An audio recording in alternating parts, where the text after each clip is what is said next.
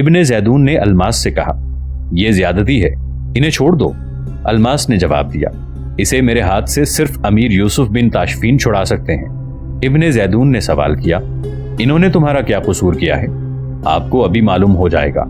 امیر یوسف کی فوج کا ایک جرنیل ہجوم کو ادھر ادھر ہٹاتا ہوا آگے بڑھا اور اس نے بلند آواز میں کہا، الماس تم کیا کر رہے ہو؟ چھوڑو اسے۔ یہ سعد تھا۔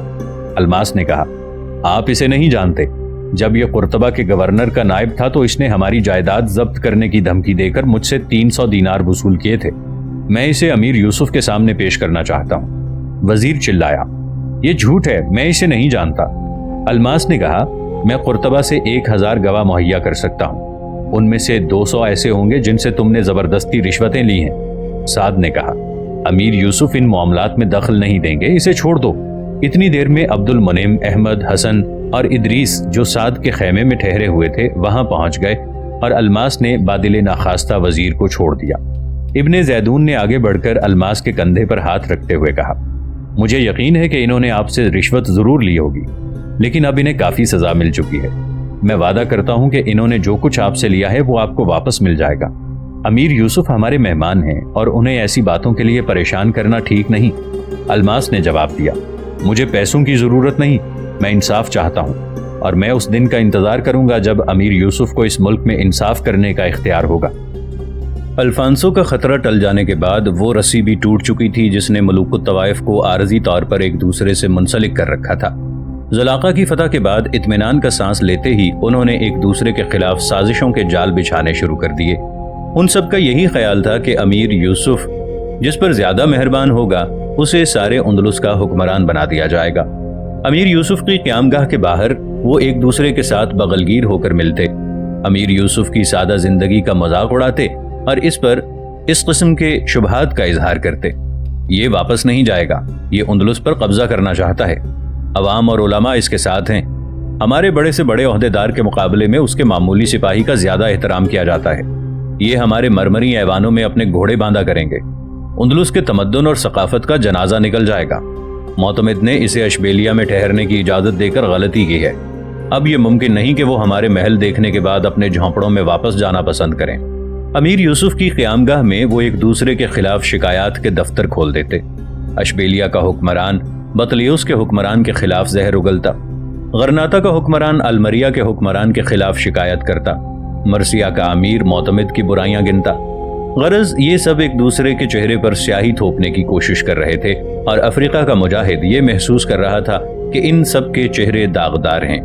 وہ معتمد جسے زقالہ کے میدان میں بہادری کے ساتھ لڑتے ہوئے دیکھا تھا، اس معتمد سے مختلف تھا جسے وہ اشبیلیہ میں دیکھ رہے تھے۔ یہاں اس کے اعصاب پر رمیکیا سوار تھی۔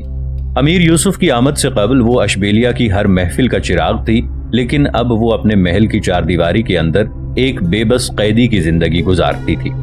اندلس نے اسلامی نظام حکومت کا تصور اس کے لیے موت سے زیادہ بھیانک تھا۔ وہ تصور میں دیکھتی کہ اسلام کا نعرہ لگانے والے اس کے رقص و سرود کی محفلوں کو درہم برہم کر رہے ہیں، شراب کے جام اس کے ہاتھوں سے چھینے جا رہے ہیں، لوگوں کی نگاہیں اس کے چہرے سے ہٹ کر ایک ایسے انسان پر مرکوز ہو رہی ہیں جس کی قبا میں پیوند لگے ہوئے ہیں، جس میں شعر سمجھنے اور شعر کہنے کی صلاحیت بھی نہیں۔ اسے ایک ایسی دنیا میں دھکیلا جا رہا ہے جہاں بندے اور آقا کی تمیز نہیں کی جاتی، جہاں عورت کو صرف ایک بیٹی، ایک بہن، ایک بیوی اور ایک ماں کی حیثیت سے دیکھا اور پہچانا جاتا ہے۔ رمیکیا اس دنیا کے لیے ایک اجنبی تھی۔ وہ صبح شام معتمد سے یہ پوچھا کرتی کہ اب ہمارا انجام کیا ہوگا۔ اندلس کے شاعر اور ادیب اور فنون لطیفہ کے ماہرین سب سے زیادہ فکر مند تھے۔ یہ لوگ نالائق حکمرانوں کی خوشامد سے اپنا پیٹ پالا کرتے تھے، اور اب انہیں اس بات کی فکر تھی کہ اگر اندلس میں مرابطین کے پاؤں جم گئے تو ان کا پرسان حال کوئی نہ ہوگا۔ اندلس کے رؤسا بھی یہ خدشہ محسوس کر رہے تھے کہ ملک الطوائف کے زوال کے بعد جن لوگوں کے ہاتھ میں طاقت آئے گی وہ انہیں کان سے پکڑ کر اقتدار کی کرسیوں سے اتار دیں گے۔ ان سب کے لیے اپنے ذاتی اقتدار سے محروم ہونے کے بعد اندلس کی آزادی اور فارغ البالی بے معنی تھی۔ امیر یوسف آئے دن اپنی فوج کے دستے واپس روانہ کر رہا تھا۔ ایک ہفتے کے اندر اندر اس کے 10,000 سپاہی اشبیلیہ سے جا چکے تھے، تاہم ملوک الطوائف کو اطمینان نہ تھا۔ وہ دیکھ رہے تھے کہ اندلس کے ہر شہر سے لوگوں کے وفد امیر یوسف کی خدمت میں حاضر ہو رہے تھے، اور اگر اس نے اندلس پر قبضہ کرنے کا ارادہ کر لیا تو اسے کسی بڑی فوج کی ضرورت نہیں پڑے گی۔ عوام اس کا اشارہ پاتے ہی اس کے اقتدار کا تختہ الٹنے کے لیے تیار ہو جائیں گے۔ ناظرین، آگے بڑھنے سے پہلے کامنٹ سیکشن میں ہمیں اپنی آراء سے ضرور آگاہ کیجیے گا کہ آپ کو ہماری یہ سیریز کیسی لگ رہی ہے۔ آئندہ آنے والی اقساط سے باخبر رہنے کے لیے ہمارے چینل کو سبسکرائب کر لیں اور ساتھ موجود بیل آئیکن کو ضرور کلک کر لیں۔ شکریہ۔ معتمد ان سب سے زیادہ پریشان تھا۔ اس کا خیال یہ تھا کہ الفانسو کے شکست دینے کے بعد مرابطین اندلس کے باقی حکمرانوں کو اس کی قیادت تسلیم کرنے پر مجبور کریں گے، لیکن اس کی یہ آرزو پوری نہ ہوئی۔ جب اس نے امیر یوسف کی خدمت میں گراں بہا تحائف پیش کرنے اور اس کی تعریف میں زمین آسمان کے قلابے ملانے کے بعد دبی زبان سے اپنے مافز ضمیر کا اظہار کیا تو یوسف بن تاشفین نے جواب دیا، آپ اپنے تحائف واپس لے جائیے۔ میں ابھی تک یہ فیصلہ نہیں کر سکا کہ اندلس کے ملوک الطوائف میں سے کون فرشتہ ہے اور کون شیطان ہے۔ اگر میں اندرونی معاملات میں غیر جانبدار رہنے کا معاہدہ نہ کر چکا ہوتا تو میں اس ملک کو طوائف الملوکی سے نجات دلانا اپنا اولین فرض سمجھتا، لیکن میرے اس اقدام سے یقیناً ان لوگوں کو کوئی فائدہ نہ پہنچتا جنہوں نے جمہور کی ہڈیوں پر اپنے عشرت قدے تعمیر کیے ہیں۔ میری دوستی اور دشمنی صرف خدا کے لیے ہے۔ میں اندلس میں چھوٹے چھوٹے فرعونوں کی گردن پر ایک بڑے فرعون کو سوار کرنے نہیں آیا۔ اس ملاقات کے بعد معتمد کا خوف اور اضطراب جنون کی حد تک پہنچ گیا تھا۔ ویسے بھی وہ ایک جذباتی آدمی تھا۔ اندلس کے باقی حکمرانوں کو اپنا خیرخواہ سمجھ کر اس نے امیر یوسف کو برا بھلا کہنا شروع کر دیا۔ یہ حکمران اس کے رازدار بن کر اس کی باتیں سن لیتے اور پھر امیر یوسف کے پاس جا کر اس کے کان بھرتے۔ المریہ کے حکمران معتصم نے معتمد اور امیر یوسف کے درمیان منافرت کی خلیج حائل کرنے میں بڑھ چڑھ کر حصہ لیا۔ امیر یوسف نے تلواروں کی جھنکار اور تیروں کی سنسناہٹ میں زندگی کے آداب سیکھے تھے۔ اندلس کے امراء کی یہ ریاکاری اور منافقت اس کے لیے ناقابل برداشت تھی۔ اشبیلیہ میں اس کا قیام ماہ رمضان کے باقی دن گزارنے کے لیے تھا، لیکن عید سے 6 دن قبل اسے اپنے بڑے بیٹے کی وفات کی اطلاع ملی، جسے وہ سبتہ میں بیمار چھوڑ آیا تھا، اور اس خبر سے تھوڑی دیر بعد اہل اشبیلیہ یہ سن رہے تھے کہ امیر یوسف آج ہی واپس جا رہا ہے۔ سفر کی تیاری کے بعد امیر یوسف نے سعد کو اپنے خیمے میں بلایا اور کہا، سعد، اب تم اپنے والد اور بھائیوں کے ساتھ اپنے گھر جاؤ۔ سعد نے مغموم لہجے میں جواب دیا، میرا گھر غرناطہ نہیں قرطبہ میں ہے، اور اسے آباد کرنے کے لیے مجھے کسی اور دن کا انتظار کرنا پڑے گا۔ امیر یوسف نے پیار سے اس کے کندھے پر ہاتھ رکھتے ہوئے کہا، میرے دوست، تمہیں مایوس نہیں ہونا چاہیے۔ قرطبہ میں تمہارا گھر ضرور آباد ہوگا۔ میں پھر آؤں گا اور پھر میں اپنی شرائط کے ساتھ آؤں گا۔ تمہارے والد کی آواز ہمیشہ میرے کانوں میں گونجتی رہے گی۔ سعد نے پر امید ہو کر کہا، مجھے یقین ہے کہ آپ ضرور آئیں گے، اور یہ یقین صرف میرے لیے ہی نہیں بلکہ اندلس کے لاکھوں انسانوں کے لیے زندگی کا آخری سہارا ہے۔ سعد کے ساتھ کچھ دیر باتیں کرنے کے بعد امیر یوسف اپنے خیمے سے باہر نکلا۔ اہل اشبیلیہ اسے الوداع کہنے کے لیے مستقر میں جمع ہو رہے تھے۔ ملوک الطوائف کی ٹولی ایک طرف کھڑی تھی اور ان سے ایک طرف ہٹ کر اندلس کے علماء کا گروہ کھڑا تھا۔ عوام کے ہجوم کو سپاہیوں نے تھوڑی دور رکھا ہوا تھا۔ امیر یوسف سب سے پہلے علماء کی طرف متوجہ ہوا اور آگے بڑھ کر یکے بعد دیگرے ان کے ساتھ مصافحہ کرنے لگا۔ پھر وہ تیزی کے ساتھ قدم اٹھاتا ہوا عوام کے ہجوم میں گھسا۔ بچوں، بوڑھوں اور جوانوں کی نگاہیں یہ بتا رہی تھیں کہ وہ سب اپنے محسن کے بیٹے کی وفات کے غم میں شریک ہیں۔ شیر بن ابو بکر ایک طرف کھڑا سعد کے بھائیوں اور اس کے ساتھ باتیں کر رہا تھا۔ اچانک اس کے دل میں کوئی خیال آیا اور وہ تیزی سے قدم اٹھاتا ہوا اندلس کے حکمرانوں کے گروہ کی طرف بڑھا۔ تھوڑی دیر بعد وہ واپس آیا تو غرناطہ کا حکمران عبداللہ اس کے ساتھ تھا۔ سیر بن ابو بکر نے سعد کے قریب پہنچ کر اس کے کندھے پر اپنا ہاتھ رکھ دیا اور غرناطہ کے حکمران کی طرف متوجہ ہو کر کہا، میں آپ کو ایک ضروری بات بتانا چاہتا ہوں۔ یہ میرے دوست ہیں، ترے دست ان کا گھر غرناطہ میں ہے۔ میں آپ سے یہ کہنا چاہتا ہوں کہ اگر کبھی ان کے متعلق یا ان کے عزیزوں اور دوستوں کے متعلق آپ کے دل میں کوئی برا ارادہ پیدا ہو تو آپ اتنا ضرور سوچ لیں کہ میں انہیں اپنی جان سے زیادہ عزیز سمجھتا ہوں۔ ابو عبداللہ نے کہا، اگر یہ آپ کے دوست ہیں تو مجھے بھی اپنا بہترین دوست پائیں گے۔ شیر بن ابی بکر نے کہا، اندلس میں دوست کا لفظ بہت بدنام ہو چکا ہے، میں انہیں صرف آپ کے شر سے محفوظ دیکھنا چاہتا ہوں۔ عبداللہ خون کے گھونٹ پی کر رہ گیا۔ امیر یوسف عوام سے تھوڑی دیر باتیں کرنے کے بعد اندلس کے حکمرانوں کی طرف متوجہ ہوا اور ان کے ساتھ کچھ رسمی باتیں کرنے کے بعد اپنے گھوڑے پر سوار ہو گیا۔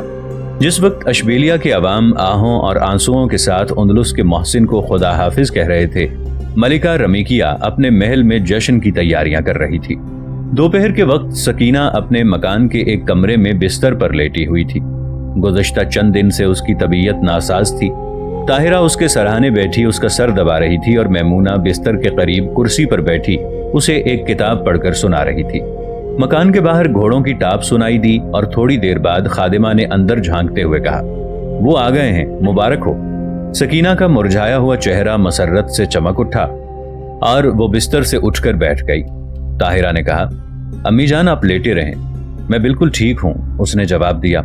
अब्दुल मुनिम अपने बेटों के साथ कमरे में दाखिल हुआ। ताहिरा और मैमूना उसे सलाम कहकर एक तरफ हट गईं और वो कुर्सियां घसीट कर सकीना के गिर्द बैठ गए। सकीना बरसों के बाद अपने घर में पूरी रौनक देख रही थी। अब्दुल मुनिम ने सवाल किया, आप ठीक हैं ना? मैं बिल्कुल ठीक हूँ, साद ने कहा। नहीं अम्मी जान, आपकी सेहत ठीक नहीं मालूम होती, मैं तबीब को बुलाता हूँ। नहीं बेटा, अब मुझे किसी तबीब की जरूरत नहीं, तुम्हारे घोड़ों की टाप सुनते ही मेरा बुखार उतर गया था। और हाँ, इदरीस कहाँ है? साद ने कहा, इदरीस सीधा खालाजान के पास गया है, अभी आ जाएगा। सकीना ने ताहिरा और मैमूना की तरफ मुतवज्जे होकर कहा, तुम कोने में क्यों जा खड़ी हुई, यहाँ आओ। मैमूना और ताहिरा लजाती और शर्माती हुई आगे बढ़ी और सकीना के बिस्तर से 2-3 कदम आगे हटकर कुर्सियों पर बैठ गईं। सकीना ने अपने शाहर की तरफ देखा और कहा, आपको फतह मुबारक हो। अब मैं सिर्फ ये सुनना चाहूंगी कि हम कुर्तबा कब जा रहे हैं? अब्दुल मुनिम ने कदरे मगमूम लहजे में जवाब दिया, अभी कुर्तबा जाने का वक्त नहीं आया। सकीना ने परेशान होकर कहा, आप कहते हैं कि अगर जंग जल्दी खत्म हो गई तो हम ईद कुर्तबा जाकर मनाएंगे? अब्दुल मुनिम ने जवाब दिया, हम कुर्तबा जरूर जाएंगे, लेकिन अभी नहीं। रात के वक्त मैमूना को अपने शाहर के साथ तन्हाई में बातें करने का मौका मिला तो उसका पहला सवाल ये था कि अब्बा जान ने कुर्तबा जाने का इरादा क्यों तब्दील कर दिया है? साद ने जवाब दिया, अब्बा जान ने इरादा तब्दील नहीं किया, मुलतवी किया है, और इस इल्तिवा की वजह यह है कि कुर्तबा का माहौल अभी हमारे लिए साजगार नहीं। मैमूना ने कहा, तो इसका मतलब यह है कि अभी तक हमारी जिंदगी की असली सुबह नमूदार नहीं हुई? नहीं मैमूना, सुबह नमूदार हो चुकी है, लेकिन अभी तक आसमान पर तारीक बादलों का झमघटा है। ये बहुत जल्द छट जाएंगे और हम अपने मुकद्दर के आफताब को पूरी आबोताब के साथ देख सकेंगे। हमने वक्त की मुहीब आंधी का रुख बदल दिया है, लेकिन अभी चंद बगुले हमें कुछ अरसा परेशान रखेंगे। मैमूना खामोशी से अपने शाहर की तरफ देख रही थी। उसके चेहरे पर मसर्रत की मुस्कुराहटें आहिस्ता आहिस्ता रुखसत हो रही थी। साद ने उसे तसल्ली देते हुए कहा, तुम्हें परेशान नहीं होना चाहिए मैमूना, अब मुझे अफ्रीका नहीं जाना पड़ेगा।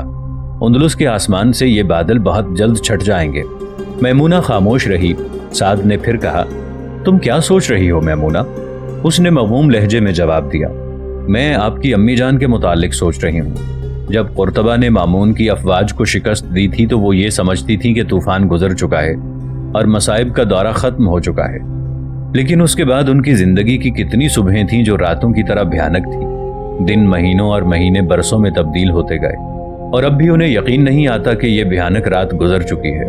उन्होंने अपनी जिंदगी में एक लक़ो-दक़ सहरा की तरह सिर्फ शराब देखे हैं। साद ने कहा, मैमूना, हमारे वालिदैन ने अपनी जिंदगी की राहतें इसलिए कुर्बान की कि उंदलुस के लिए मुसर्रतों का गहवारा बन सके, और अब आने वाली नस्लों को एक बेहतरीन जिंदगी का पैगाम देने के लिए हमें भी अपने हिस्से की कई राहतें कुर्बान करना पड़ेंगी। मुझे यकीन है कि हमारा हाल हमारे माजी से बेहतर है और हमारा मुस्तकबिल हमारे हाल से बेहतर होगा। जब आप मुझसे दूर थे तो मैं माजी, हाल और मुस्तकबिल की सरहदें देख सकती थी, और आप मेरे सामने हैं तो ये सरहदें मिट चुकी हैं। मैं उस दुनिया से हूँ जहाँ जिंदगी वक्त की जंजीरों से आज़ाद है। जो पेश आ चुका है मुझे उसके मुतालिक शिकायत नहीं, और जो पेश आने वाला है मुझे उसका कोई खौफ नहीं है। मैं सिर्फ ये चाहती हूँ कि मैं हमेशा आपके साथ रहूँ। आपका बाजू थाम कर मैं जिंदगी के बड़े से बड़े तूफान की हंसी उड़ा सकती हूँ। साद मुस्कुराया, तुम हमेशा मेरे साथ रहती हो मैमूना, हम एक दूसरे से कभी जुदा नहीं हुए। अफ्रीका के बेआबो गया सहराओं में तुम मेरे साथ थी। मैं तलवारों के झनकार और तीरों की सनसनाहट में भी तुम्हारी आवाज सुन सकता था। जुलाका के मैदान में किसी को अपने तन बदन का होश नहीं था, लेकिन तुम वहां भी मेरे साथ थी। तुम हर जगह मेरे साथ थी। तुम हमेशा मेरे साथ रहोगी। वक्त और बोध हमारे दरमियान हाइल नहीं हो सकेगा। मकान के एक और कमरे में ताहिरा और अहमद महवियत के आलम में एक दूसरे की तरफ देख रहे थे। ताहिरा कभी कभी अपने शाहर से जुलाका की जंग के मुतालिक कोई सवाल पूछती और वो मुख्तसर सा जवाब देने के बाद फिर खामोश हो जाता। बिलाखिर ताहिरा ने कहा, आप क्या सोच रहे हैं? अहमद ने जवाब दिया, تمہارے سامنے بیٹھ کر میں ہمیشہ یہی سوچا کرتا ہوں کہ طاہرہ نے جلدی سے اس کا فقرہ پورا کرتے ہوئے کہا کہ طلعتلا کی ملاقات سے پہلے بھی آپ کے ذہن میں میری تصویر موجود تھی۔ احمد نے کہا، اسے مذاق نہ سمجھو طاہرہ، تمہیں دیکھ کر میں ہمیشہ یہ محسوس کرتا ہوں کہ ہم ایک دوسرے کے لیے اجنبی نہیں تھے۔ ہماری روحیں روز اول سے ایک دوسرے کے ساتھ مانوس تھیں اور اس زندگی میں ہم ایک دوسرے کی تلاش میں بھٹک رہے تھے۔ اگر زندگی کا ایک حادثہ ہمیں ایک دوسرے کے قریب نہ لے آتا تو بھی تمہارا مبہم سا تصور ہمیشہ مجھے بے چین رکھتا۔ طاہرہ نے مسکرا کر کہا، آپ شاعری کر رہے ہیں۔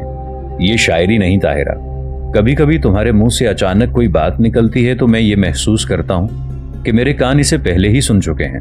طاہرہ نے اپنے ہونٹوں پر ایک شرارت آمیز تبسم لاتے ہوئے کہا، خدا نے آپ کو محبت کرنے والا دل عطا کیا ہے۔ میں کبھی کبھی سوچتی ہوں کہ اگر میری جگہ کوئی اور ہوتی تو اس کے ساتھ بھی آپ اس قسم کی باتیں کرتے۔ احمد نے اپنے چہرے پر مصنوعی غصہ لاتے ہوئے کہا، دیکھو طاہرہ، تم میری محبت کی توہین کر رہی ہو۔ طاہرہ نے اپنے ہاتھ سے اس کی پیشانی پر بکھرے ہوئے بالوں کو سنوارتے ہوئے کہا، آپ خفا ہو گئے، میں اپنے الفاظ واپس لے لیتی ہوں۔ کبھی کبھی میں بھی آپ کی طرح سوچا کرتی ہوں۔ ہم ستاروں کی حسین دنیا میں آنکھ مچولی کھیلا کرتے تھے، پھر ہم کھیلتے کھیلتے اس دنیا سے نکل آئے۔ میں آپ کی نگاہوں سے چھپ کر طلعتلا پہنچ گئی اور آپ مجھے برسوں قرطبہ اور غرناطہ میں تلاش کرنے کے بعد وہاں پہنچ گئے۔ اب ہم آنکھ مچولی نہیں کھیلیں گے، میں بازی ہار چکی ہوں۔ احمد نے اس کا ہاتھ پکڑ کر اپنی ہونٹوں سے لگاتے ہوئے کہا، تمہیں اس ہار کا افسوس تو نہیں ہے؟ میرے آقا، یہ ہار میری زندگی کی سب سے بڑی فتح ہے۔ عید سے ایک ہفتے بعد حسن کی خالہ ان کے گھر آئی اور اس نے اپنی بہن سے کہا، سکینہ، اب حسن کی شادی کا انتظام کرو۔ آپا جان، میں کئی دن سے سوچ رہی ہوں، پڑوس میں ایک اچھے خاندان کی 2 لڑکیاں ہیں، آپ کسی دن میمونہ اور طاہرہ کو ساتھ لے کر دیکھ آئیں۔ کسی دن کیوں، ہم آج ہی جائیں گے۔ آپا جان، اتنی جلدی نہیں، میں نے ابھی تک حسن سے نہیں پوچھا۔ حسن، خالہ نے بلند آواز میں کہا۔ کہاں گیا وہ اپنے ابا اور بھائیوں کے ساتھ قاضی ابو جعفر کے پاس گیا ہے، خالہ نے جل کر کہا۔ اس بوڑھے سے خدا سمجھے، اب کیا چاہتا ہے وہ؟ میمونہ نے اپنی ہنسی ضبط کرنے کی کوشش کرتے ہوئے کہا۔ کون خالہ جان؟ ابو جعفر، اور کون؟ تھوڑی دیر بعد عبد المنعم اور اس کے بیٹے گھر آئے تو خالہ نے خادمہ کو بھیج کر حسن کو اندر بلا لیا۔ خالہ نے کسی تمہید کے بغیر سوال کیا، حسن، ہمارا خیال ہے کہ اسی مہینے تمہاری شادی کر دی جائے، کیا ارادہ ہے تمہارا؟ سکینہ کی طرف متوجہ ہوئی۔ سعادت مند بیٹے ایسے سوالات کا جواب نہیں دیا کرتے، بس تم تیاری کرو، ہم ابھی لڑکی کو دیکھ کر آتی ہیں۔ وہ کون سا گھر ہے سکینہ؟ حسن نے میمونہ اور طاہرہ کے ہونٹوں پر تبسم دیکھ کر کہا، خالہ جان، آپ میری فکر نہ کریں، میری شادی ہو چکی ہے۔ کیا کہا؟ خالہ بدحواس ہو کر چلائی۔ خالہ جان، میں نے کہا ہے کہ میری شادی ہو چکی ہے۔ کہاں؟ کب؟ میں تمہارا مطلب نہیں سمجھی۔ یہ تو بہت دیر کی بات ہے خالہ جان، آپ کو ابھی تک معلوم نہیں ہوا؟ خالہ نے قدرے مغموم ہو کر کہا۔ کیوں سکینہ، تم نے مجھے کیوں نہیں بتایا؟ آخر اس میں چھپانے والی کون سی بات ہے؟ میں عبد المنعم کو کہتی ہوں کہ آج ہی بہو کو گھر لانے کی تیاری کرے۔ سکینہ، میمونہ اور طاہرہ پریشانی کی حالت میں ایک دوسرے کی طرف دیکھ رہی تھی۔ خالہ نے شفقت آمیز لہجے میں کہا، بیٹا حسن، مجھے بتاؤ ان کا گھر کہاں ہے؟ کیسے نالائق ہو تم، گھر آ کر کسی کے ساتھ ذکر بھی نہیں کیا۔ وہ لوگ تمہارے متعلق کیا خیال کریں گے؟ لڑکی کیسی ہے وہ؟ کیا نام ہے اس کا؟ حسن نے کہا۔ خالہ جان، وہ بے حد حسین ہے، اندلس میں اس سے زیادہ حسین کوئی نہیں، اگر آپ ابھی دیکھنا چاہیں تو میں دکھا سکتا ہوں۔ حسن یہ کہہ کر دوسرے کمرے میں چلا گیا۔ جب وہ واپس آیا تو اس کے ہاتھ میں تلوار تھی۔ اس نے کہا، یہ دیکھیے خالہ جان، یہ میری رفیقہ حیات ہے۔ خالہ نے کہا، یہ سب ابو جعفر کی صحبت کا اثر ہے، خدا اس کا ستیہ ناس کرے۔ حسن ہنستا ہوا اپنے کمرے میں چلا گیا۔ خالہ نے قدرے توقف کے بعد آواز دی، حسن ادھر آؤ۔ حسن دوبارہ کمرے میں داخل ہوا اور بولا، خالہ جان، آپ کچھ اور کہنا چاہتی ہیں؟ تم نے میرے سوال کا جواب نہیں دیا۔ حسن نے سنجیدہ ہو کر کہا، میں آپ کے ہر سوال کا جواب دے چکا ہوں خالہ جان، ابھی آپ یہ مسئلہ نہ چھیڑیں۔ حسن اللائت۔ امیر یوسف بن تاشفین کی واپسی کے بعد اندلس میں اقتدار کی جنگ ایک نئی شدت کے ساتھ شروع ہوئی اور اہل اندلس کے آلام و مصائب میں آئے دن اضافہ ہوتا گیا۔ بیرونی خطرات سے نجات حاصل کرتے ہی ملوک الطوائف کی تمام تر توجہ ان لوگوں کی طرف مبذول ہو رہی تھی اندلس میں شرعی حکومت کا نفاذ چاہتے تھے۔ اسلام کا نعرے لگانے والوں کو سختی کے ساتھ دبانے کی کوشش کی جا رہی تھی۔ حکومت کے جاسوسوں کی سرگرمیوں کے مرکز وہ مساجد اور درسگاہیں تھیں جہاں سے اسلامی حکومت کے حق میں آواز اٹھ رہی تھی۔